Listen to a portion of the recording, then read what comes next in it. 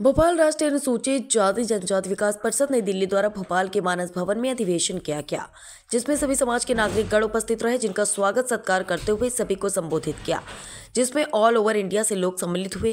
राष्ट्रीय अध्यक्ष प्रवीण मांगरिया द्वारा बताया गया कि यह अधिवेशन इसलिए रखा गया है ताकि जो दलित, शोषित, वंचित लोगों पर अन्याय हो रहे हैं उन पर चिंता जताते हुए कहा कि आज इस अधिवेशन से आगे की रणनीति तय की जाएगी, जिसकी जितनी संख्या भारी उसकी उतनी ही हिस्सेदारी का नारा देते हुए उन पार्टियों पर भी तंजिका कसा जाएगा।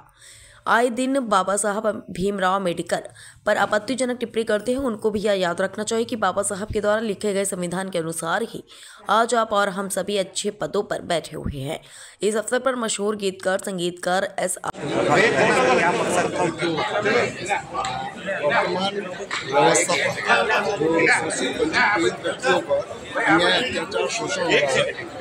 चिंतन, मनन और आगे की कार्य योजना तय करने के लिए ये रखा गया। और परिषद की जो 3 वर्षों का कार्यकाल रहा है, अभी जो पदाधिकारी है इनकी भी हमने समीक्षा की और आगे प्रस्ताव लिया गया कि नवीन कार्यकारिणी का गठन किस प्रकार किया जाए, किस प्रकार देश के विभिन्न मुद्दों पर, तात्कालिक मुद्दों पर हमें अपनी रणनीति बनाई जाए, कार्य योजना बनाकर हमारे इस SC/ST वर्ग के लिए हित की रक्षा के लिए किस प्रकार हम संघर्ष कर पाएँ और हम इनके हित की रक्षा किस प्रकार कर पाएँ, संविधान की रक्षा किस प्रकार कर पाएँ, दलित, शोषित, वंचित, मजबूर वर्ग की लड़ाई हम जमीनी स्तर पर किस प्रकार लड़ पाए, इसके लिए हमने आज कुछ बिंदु निर्धारित किए हैं।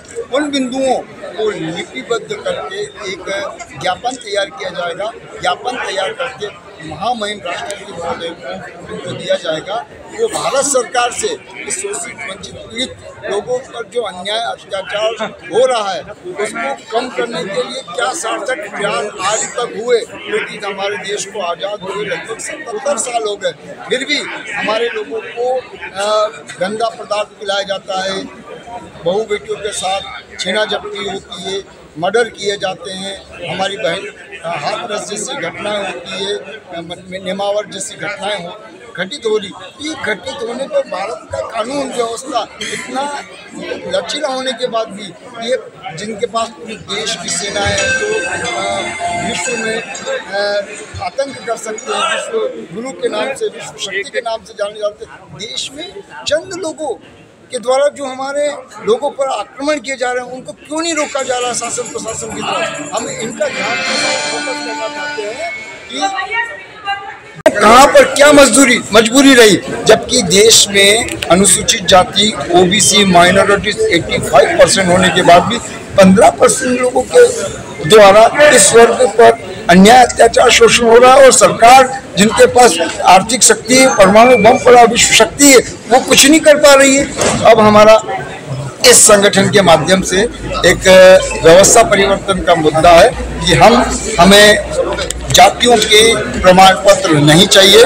हमें अगर अनुसूचित जाति वर्ग का व्यक्ति है तो अनुसूचित जाति वर्ग का प्रमाण पत्र ही लेंगे और अनुसूचित जनजाति वर्ग का व्यक्ति है तो अनुसूचित जनजाति वर्ग का प्रमाण पत्र लेंगे, न कि हम बलाई, जटिया, जाटा, अहिरवार, मोचित इस प्रकार का कोई झुंझुना अब हाथ में नहीं लेंगे। यह क्रांति हमें इस देश में संगठन के माध्यम से लेकर आनी है और हमारे युवाओं को जो गुमराह किया जा रहा है धर्म संस्कृति के नाम पर, उन्हें बुद्ध की ओर और बाबा साहब भीमराव अम्बेडकर जी की विचारधारा की ओर हमें उनको परिवर्तित करना है। यह हमारे संगठन का उद्देश्य है और आज हमने इन्हीं बिंदुओं पर चर्चा की। सर, जैसे कि आपने राजनीति की बात कही है, राजनीति में देखा जाए जैसे कि अभी जो कुछ समय पहले जो बयानबाजी की गई थी देश के गृह मंत्री अमित शाह द्वारा बाबा साहब के बारे में, उसको लेकर के सभी राजनीतिक पार्टियों ने विरोध जताया और उसको लेकर कहते हैं अम्बेडकर जी कोई नारा नहीं है, ये नॉलेज ऑफ यूनिवर्सिटी है। और उन्होंने कहा कि जैसा इनका बार बार नाम लेने से स्वर्ग की प्राप्ति होती, स्वर्ग किसी ने नहीं कहा। वो श्री राम जी कहते कहते इतनी बड़ी उम्र के हो गए, आज तक स्वर्ग उन्होंने नहीं देखा, तो हमको क्या स्वर्ग ले जाने की बात करेंगे। बाबा साहब ने हमको वैसे स्वर्ग दिखा दिया।